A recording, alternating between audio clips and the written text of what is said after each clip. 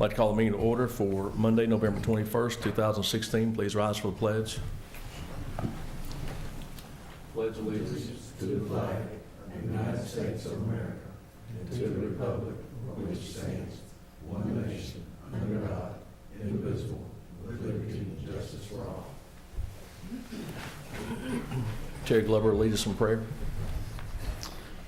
Our most gracious Heavenly Father, we want to thank you for the many blessings you give us each day. With this Thanksgiving season, let everyone pause and stop to think and realize what those blessings are. We have many that are hurting in Dyersburg, and be with those that are meeting those challenges that are hurting. Be with the family of the shooting the other night to help heal those sorrows. Be with us and guide us, bless us board as we try to make decisions. Help us as we go throughout our day to do your will. In Jesus' name we pray. Amen. Amen. Thank you. Next item on the agenda is roll call. Show all present tonight with the exception of Bob Kirk and Dennis Moody. Next item on the agenda, approval of minutes. Entertain a motion to approve the minutes from November 7th, 2016. I so moved. Have a motion from Carolyn Norman. Is there a second? Second. Second, Robert Taylor Jr. Any discussion? All in favor say aye. Aye. Those opposed, motion carries. Next item on the agenda, unfinished business. Is there any unfinished business? Next item is new business. Under new business, the first item, item A, it's a public hearing being held tonight, November 21st, 2016. Ordinance number BB 661, an ordinance to amend the Dyersburg municipal zoning map to rezone a portion of property south of Reagan Road near its intersection with South Highway 51 bypass from B2 General Trade and Services District to M2 Medium Industrial District. That was in your agenda. It was also published in the paper as well. This did go before the Planning Commission and pass the Planning Commission. I'd entertain a motion to approve this, or if there's any questions or public comment. I think we got some from District F want to speak on this. Okay, sure. Anybody like to speak, come forward, state your name, and talk to us. Can you come down front so we can all hear you?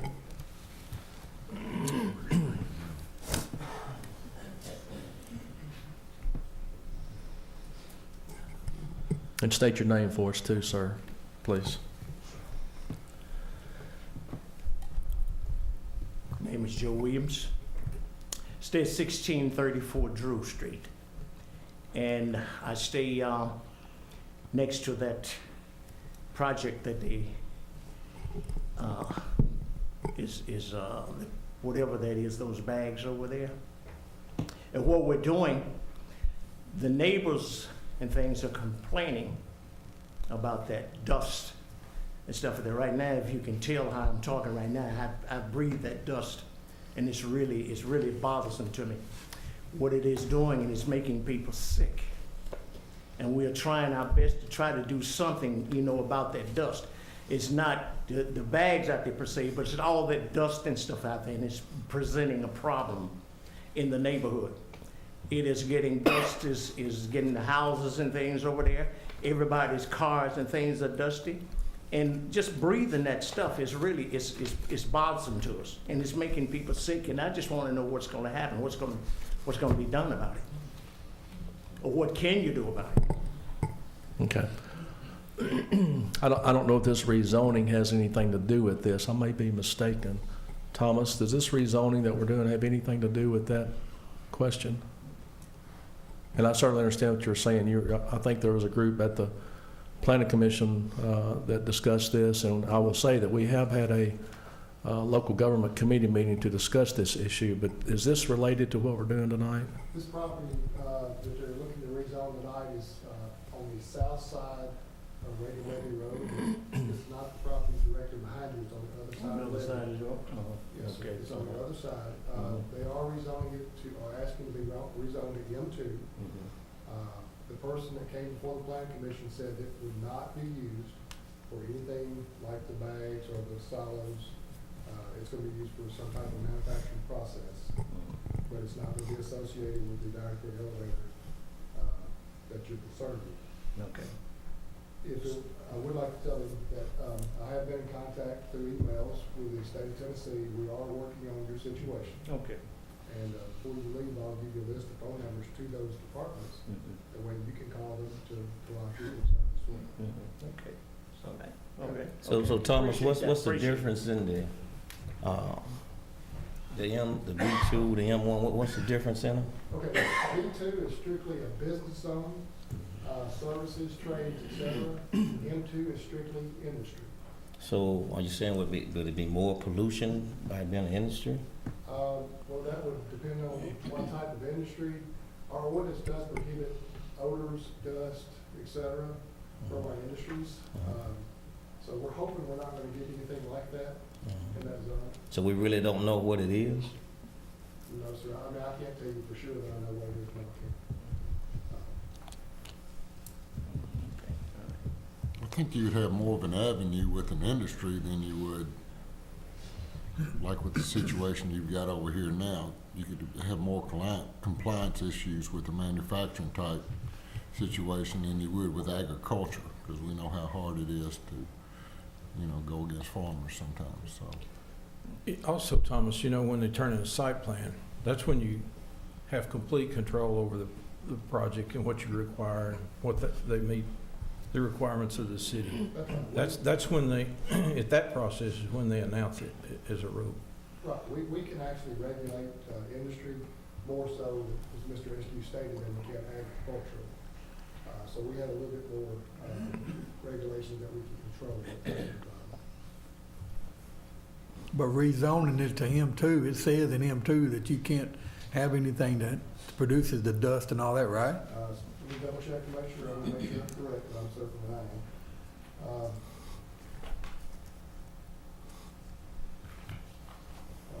Should have a page mark.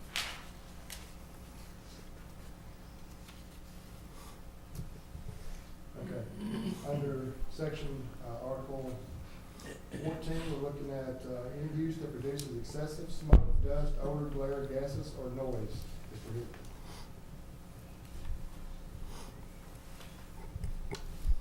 Does that answer your question, Mr. Williams? Yes. Okay. I just one other thing. You did say anything about that smell, and that smell is awful. If you ever smelled a hog pen, it's worse than that. And as you can tell, now I don't know if you can hear on this mic, but you can hear me wheezing out. That's some of the cause of that, me breathing that dust over there. And it's not only me, I'm just here, there's other people in that community is getting sick also. So if you could do something about that, it would sure be appreciated. Okay. Yes. Why aren't we doing something about it if it's that part is M2? I mean, if it can't violate dust and all that stuff, the problem that he's having, whoever's doing all that, why can't we do something about that? Well, we did. We brought this to a committee a couple weeks ago and discussed it, and I've been instructed to contact the state, and that's what I'm doing now. I'm going to go ahead and give this gentleman a list of all the numbers for the Department for Air Pollution Control. We have contacted them. I sent an email. I've copied the mayor with it. I have not got a response. Hopefully we'll be getting that very soon. And basically I'm asking them what rights or authority the city or the state has over that type of. Well, if it's in that ordinance, we have a right to do something, don't we? We do. That's a zoning ordinance. Okay. We're hoping there's more enforceable regulations out there than just what we have on the books. Is what we're Okay. hoping. Are you What going to is it, stay on Tom? top of that? The zoning is B2 and M2. That's We got their two zoning? areas. On the agriculture, on the grain bin, is that the zoning on it? The M2 is across the street, which is the silos, et cetera, and storage is over in the B2 section. Okay. So we have two different zones we're working with. Thomas, do you think somebody from the state or maybe contacted will come in and want to look at it, or? I spoke with someone today. A lot of the folks are out because of the holidays, et cetera. They assured me that they would send an inspector in to visit the site.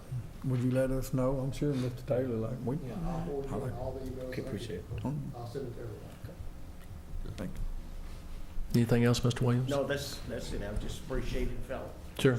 Consider that, you feel. Yes, sir. Thank you. Thank you for coming. Thank you for coming forward. Anybody else in the audience like to speak? Anybody else?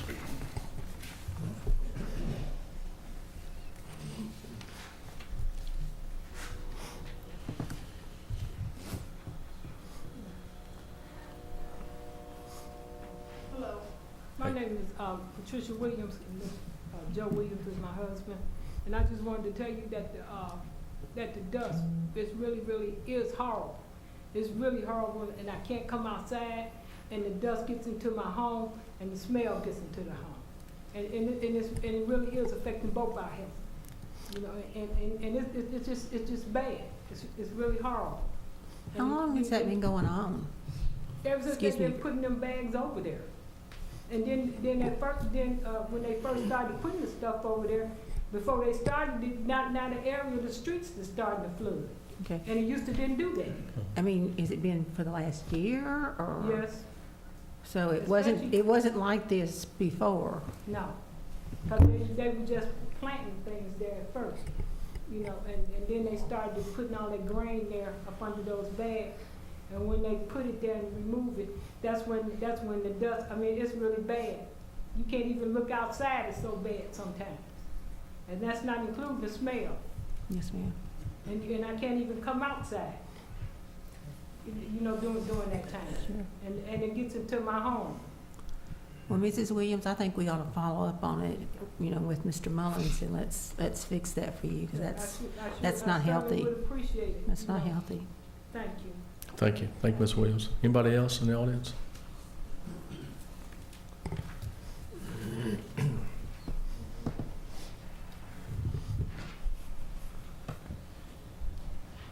Thank you, Mayor, Board Alderman. My name's Craig Barron. I applied for the rezoning on behalf of the landowner out here.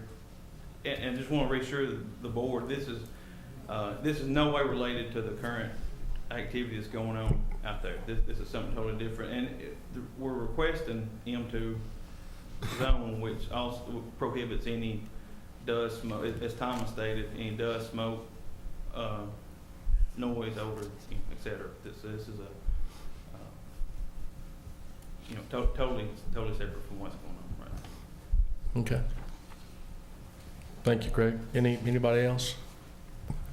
Any other comments from the audience? Any other questions from the board?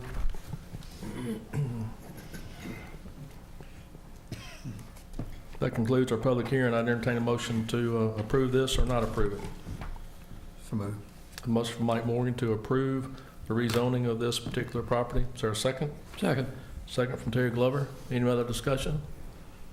All in favor say aye. Aye. Those opposed? Aye.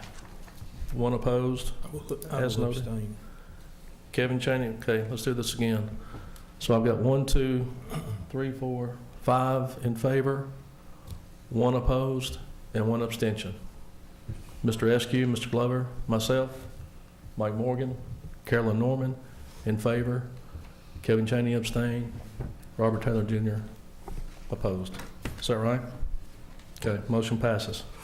Next item on the agenda, the next 1, 2, 3, 4, 5 items are notices of public hearing. I think we want to take these separately. There may be some questions about one of them. So item B, notice of public hearing, December 5th, 2016, an ordinance amending the text of the Dyersburg Municipal Zoning Ordinance by amending setback requirements for the M1 Light Industrial District.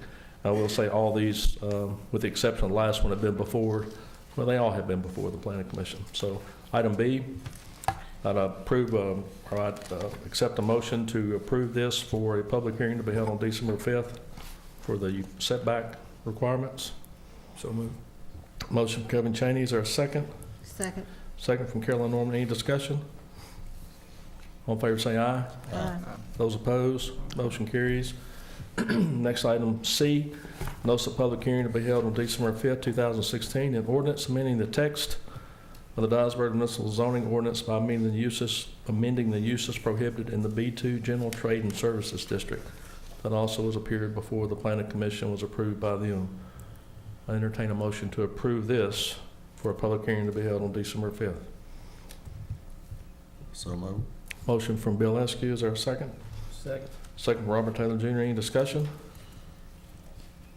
All in favor say aye. Aye. All opposed, motion carries. Item D, notice of public hearing, December 5th, 2016, an ordinance adopting new construction and life safety codes. I think there may be a question about this from Yes. someone. Thomas, isn't this what you and I discussed? And this is what the meeting was about the other day? Actually, what you're discussing, what you're calling for a public hearing for is the commercial codes. Okay, This body has already approved the residential codes. okay, That's the one that we will discuss making a change to. okay. This is strictly for the commercial. So what we just talked about the other day is going in force, or what we discussed, that applied to residential. Residential. Okay. And we can't do anything to help on that. Well, this body can. Well, that's what I was talking to the mayor about before the meeting. That, is this, do we need to work on the commercial and the residential side, or? Because I think we're gonna need more help on the residential, because commercial's gonna all be done, is gonna be engineered by architects and so on and so forth. You can't change that. The residential is gonna be, the financial consequences of a lot of this is gonna hurt builders. I think we know that. And, you know, I was hoping maybe we could table the new, for the new code that goes into effect on the builders, and try to come up with some better ideas to change that maybe we can make policy that will help and maybe encourage builders to build in the city, because we're not getting the kind of growth we need like the county's getting right now. And I don't know if that would help sway it or not, but Okay, so we've already passed the residential codes. yes. Yes, We've already done that. So you're asking to undo that, I think it's saying delay the enforcement date. delay the enforcement date? We were looking at enforcing the new code starting January 1st, 2017. This body has adopted the residential code, and the reason we haven't started, as you know, I think you guys voted on it, was that we were trying to provide our contractors with a class on some of the seismic changes. Well, we were able to do that last week. So we were going to go ahead and go forward with the implementation of the residential and commercial codes on January 1st, 2017. This body can choose to hold that date. That's just an arbitrary date for the residential if you so choose, and let the commercial go ahead and go through. The reason it's important to let the commercial either go through or make it, because these designers are designing construction for these projects. Yep. And sometimes it takes many, many months to do that, and you don't want to throw a new code on them. That's not right. So if you want to hold the enforcement of the residential code, this body can make a policy, or I don't know if you need a policy, but you can make a decision to put a target date out there, what you're looking for. But this, what you're talking about tonight, is strictly commercial. Yeah. On the commercial side, of course, you know, we're already in compliance with a lot of that. We are. And through that, that's where, from my experience, where we saw the rise in cost, like using the strong walls, that were adding $6,000 to one triplex, just that part of it. Of course, on the foundation stuff, we were already doing anyway, with or without the strong walls. And I know that a lot of builders don't do monolithic pours like we do on ours. And that just comes in our package. That's the way we do everything. It just makes it easier. But there are going to be some excessive costs, and you're going to have a lot of builders that hadn't experienced that. Once they realize what's going on, they're going to probably be really upset, you know, until you can get them used to some of it, though. Sure. But I was just hoping maybe we could do something, maybe to table it until Thomas and I, or whoever else wants to get involved, can come up with some things that would, that we could set as policy for the city, and see if we had the ability to do that. And let me make sure that, so the residential has already been before the committee and through the Yeah. board, and we passed that. Yes, sir. I think the appropriate step would be, if we take no action on this, go back to the local government committee, change the date, undo it, whatever we want to do, and then bring it back to this board. Is that acceptable? If we want to change the enforcement date of that? Yes, yes. Okay, so we'll do that now. On the commercial codes, do you want to have the notice of public hearing on December 5th, or you need to discuss that further? I don't think the commercial code is what we're gonna be worried about. Okay. So if we want to proceed forward with that on the notice of public hearing for the commercial side of this, we can approve this tonight, discuss it on December 5th. We cannot approve it and delay that as well, whatever this board We can go ahead chooses. and approve that, I think. Okay. Anybody else have any thoughts on that? Okay. Okay, so is that a motion from you, Mr. Eskew, to? Yes. Okay, so I have a motion for the notice of public hearing on December 5th. Is there a second? Second. Second, Kevin Chaney. Any other discussion? All in favor say aye. Aye. Those opposed, motion carries. Next item is item E, notice of public hearing to be held December 5th, 2016, an ordinance for alley closings and abandonment of unopened right-of-ways. That also has been to the planning commission. I'd entertain a motion to approve this for a public hearing on December 5th as well. So moved. Motion from Kevin Chaney, is there a second? Second. Second from Bill Eskew, any discussion? All in favor say aye. Aye. Those opposed, motion carries. Next page, item F, also a notice of public hearing to be held December 5th, 2016. Request from Craig Barron to appeal a rezoning request that was denied by the Dyersburg Regional Planning Commission on November 10th, 2016. That also became before the Planning Commission, the last Planning Commission meeting.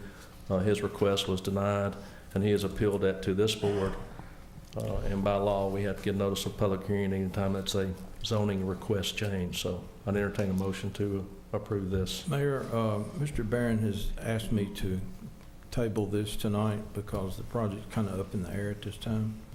And then when we get together next time, we should have some kind of definite answer whether they're going to go forward with it. Okay. Can we just have a motion not to have the public hearing? I'll make a motion not to. Can I have a motion to not have this public hearing for the request from Craig Barron? Is there a second?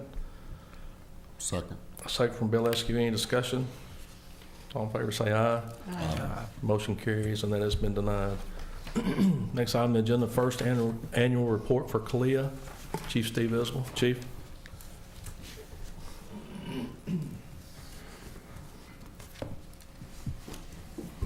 Thank you for the opportunity to share with you some information from our first report from CALEA as we have finished our first year with them. I'll be as brief as I can. I know you have a lot of matters to take up. But basically, the annual report, the awarded agencies are required to submit this annual report summarizing the accreditation maintenance experience for the preceding year. In the report, the agency declares its continued compliance with standards, identifies strengths, weaknesses, and discuss agency risk and future opportunities. The intent of the annual report is to communicate to the Commission on the agency's continued compliance and establish the information necessary for future assessments. As part of this report, I had to perform a SWOT analysis, organizational strengths, weaknesses, opportunities, and threat. And basically this is effective organizations, leaders are aware of the strengths, weaknesses, opportunities, and threats, and use these as planning tools for the future. The intent of this section is for the CEO to report on these issues for the purpose of structuring future assessment. This does not take place of CALEA officials coming on site and doing our on-site assessment, or does it take place of their ability to log onto our system and to check our files. That still is done. And often it's,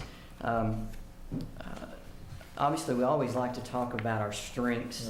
When we get to weaknesses and threats, it gets into an area where we sit down as a command staff, as a department, and discuss areas that we need the accreditation team, CALEA, to look at. And so it's just a way to make us a better department to better serve our community and to be fully transparent in all that we do.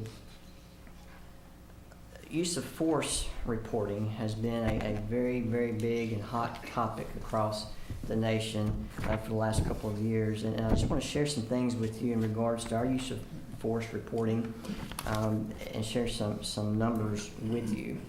There have been numerous discussions regarding this, and some agencies are reluctant to release this information for a number of reasons. One factor is that some agencies do not even report use of force incidents at all. And that's problematic. You get into a lot of situations where, there's over 18,000 law enforcement agencies, and some do not report any of their use of force.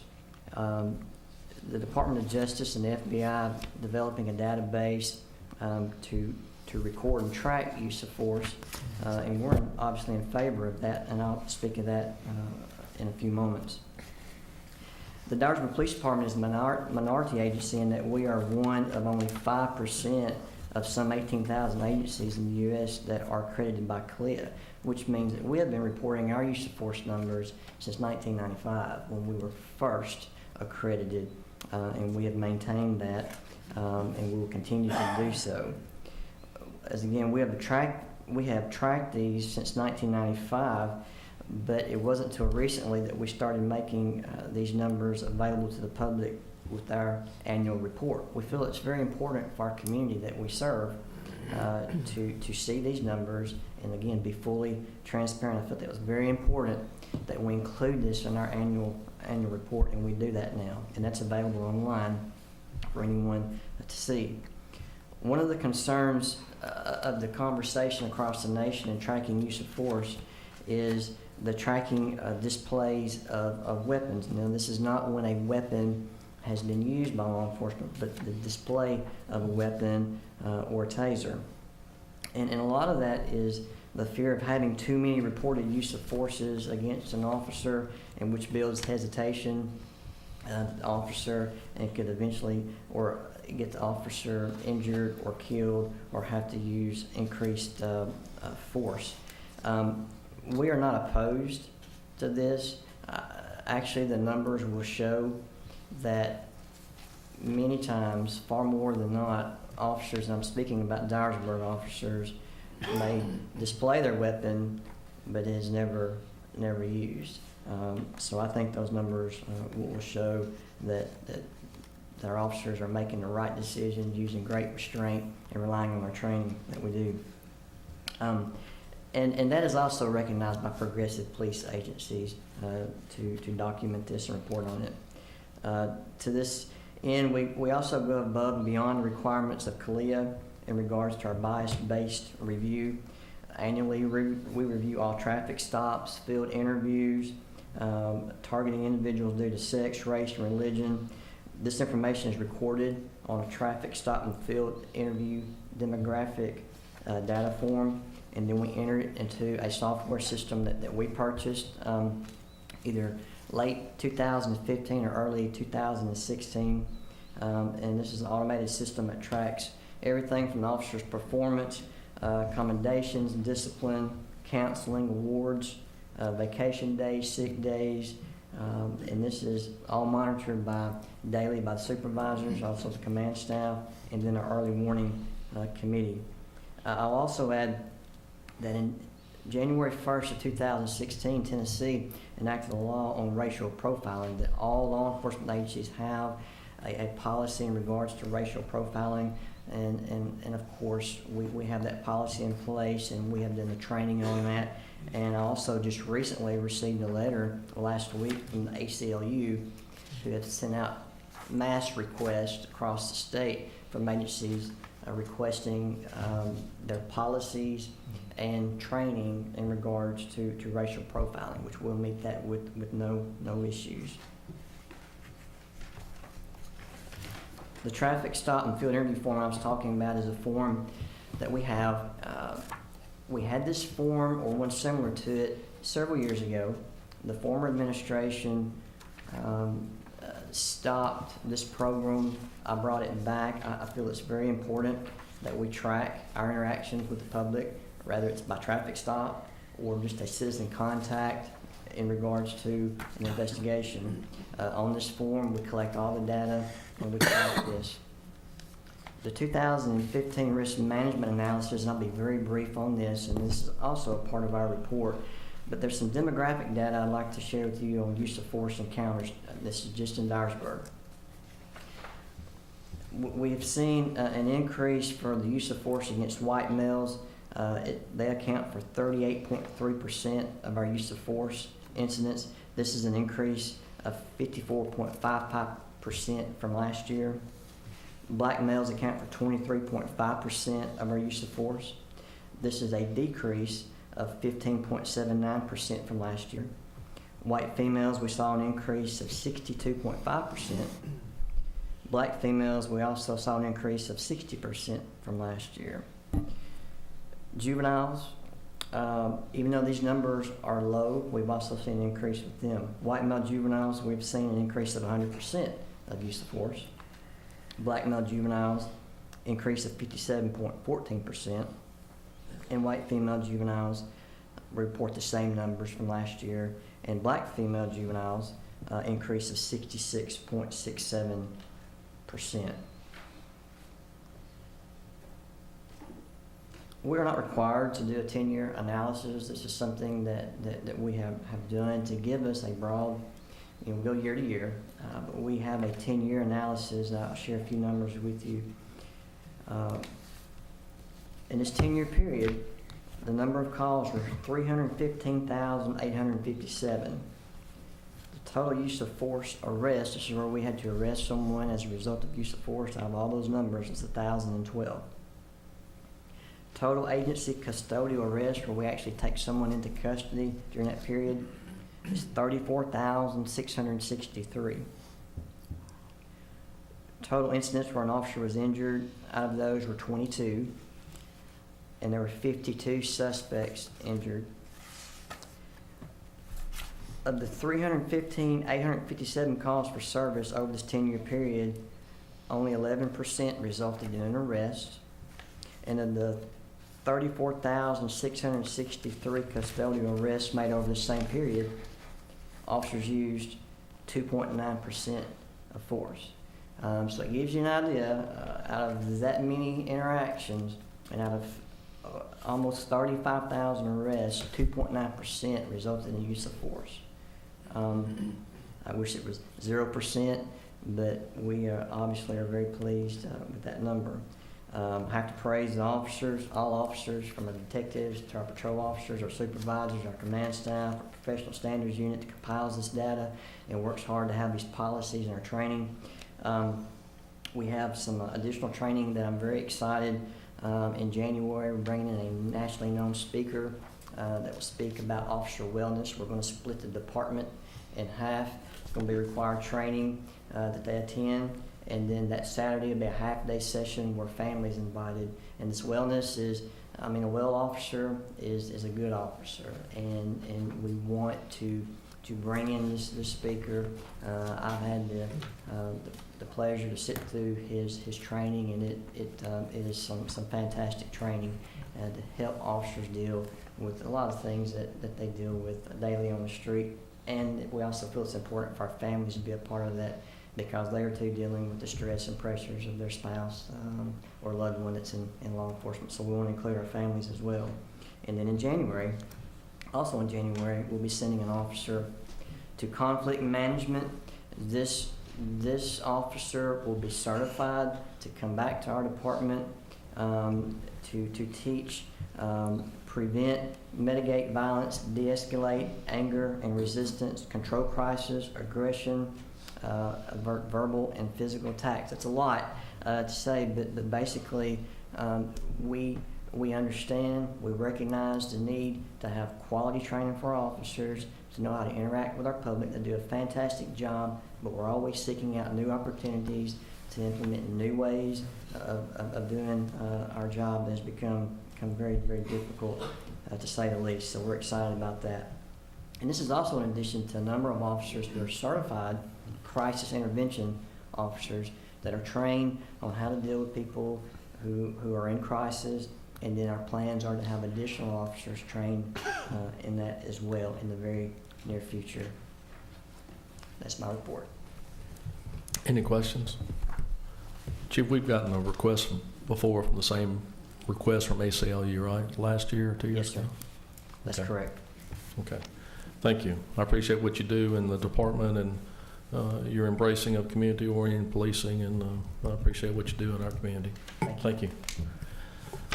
Next item on the agenda, attorney invoice that was attached in your packet. That amounts $15,656.25. I'd entertain a motion to approve that. So move. Motion from Robert Taylor Jr. Is our second. Second. Second from Mike Morgan. Any discussion?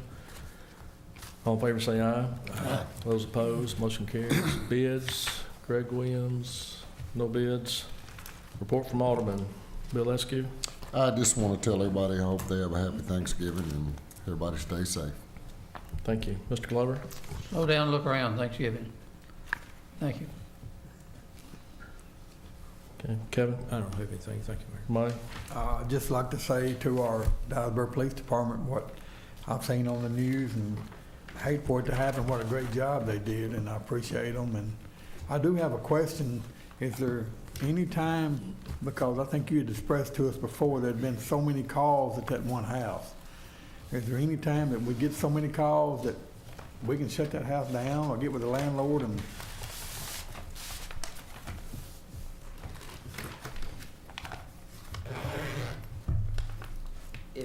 If we establish that a location, business, a resident rental location becomes a nuisance, and then obviously there's quite a long process to go through, and that is something that we have worked on in other properties, so that is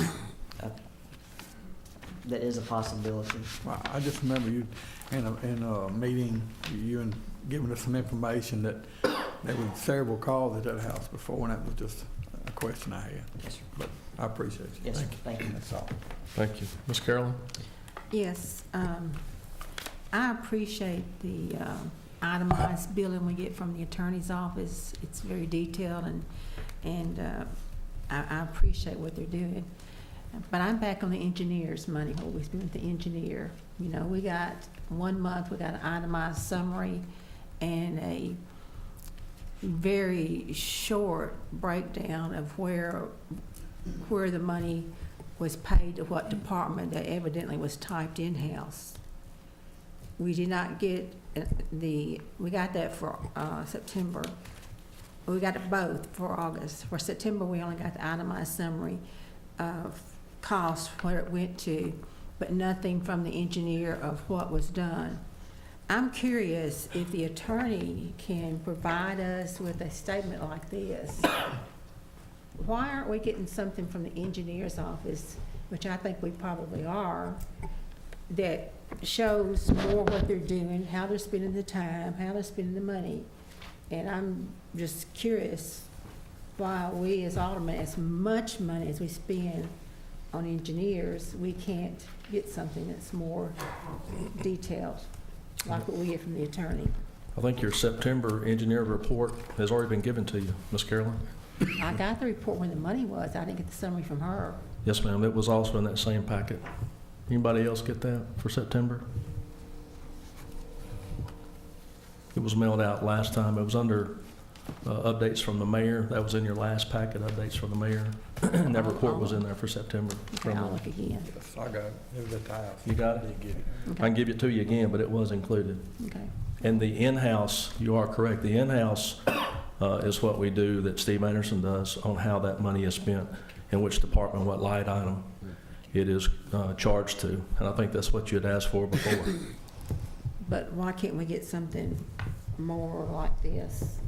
Do we not get something more like this to see, you know, when the engineer is here and she's here 2 hours, 6 hours, and what's done? I mean, this report from the attorney's office is awesome.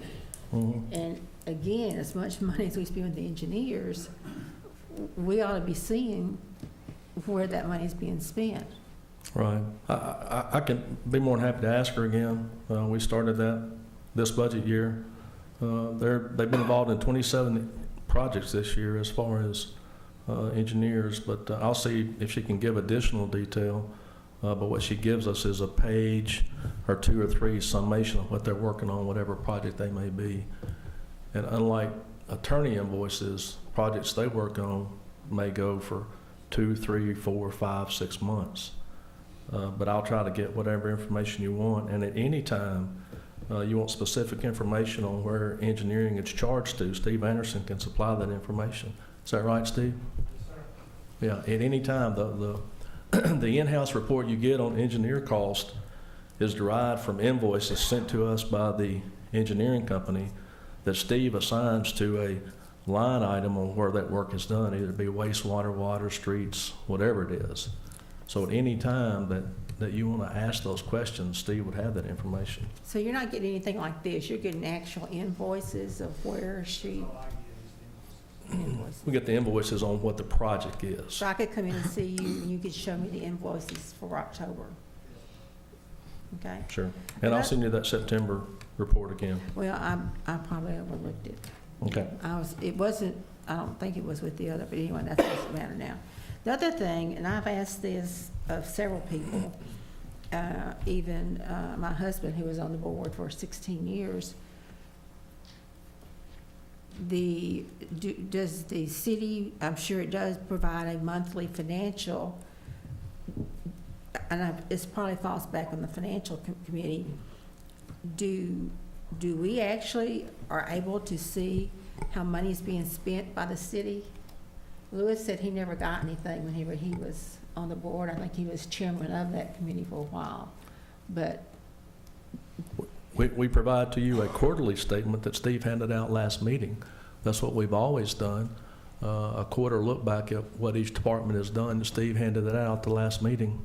okay, Did you get that? yep, I looked at it. Okay. I don't know if we can do monthly because sometimes our bills don't roll in till, a month or two after the month ends. Is that correct? It won't be complete though, right? It'll be a month behind. Right. Okay. Is that what this board prefers, monthly instead of quarterly? I think we need it. Aren't you on the finance committee, Kevin? Yes, I am. Monthly be fine. Okay, so we'll do monthly from now on. Got it? Thank you. Okay. Appreciate it. Anything else? That's all I've got tonight, other than just repeating what excellent job the police department has shown to, across the country, how great we are and how fortunate we are to have Steve as our leader and all the men and women of our police staff. They are super by far. And that's all I have. Thank you. Robert? I don't have anything. Okay, thank you. Just remind everybody the Christmas parade is next Monday night. Starts at 7 o'clock. And also wish everybody a safe and happy Thanksgiving holidays. We will adjourn this meeting. We'll recess 5 minutes. Then we got a request for an appeal of a termination employee that we will start in 5 minutes. This meeting is adjourned.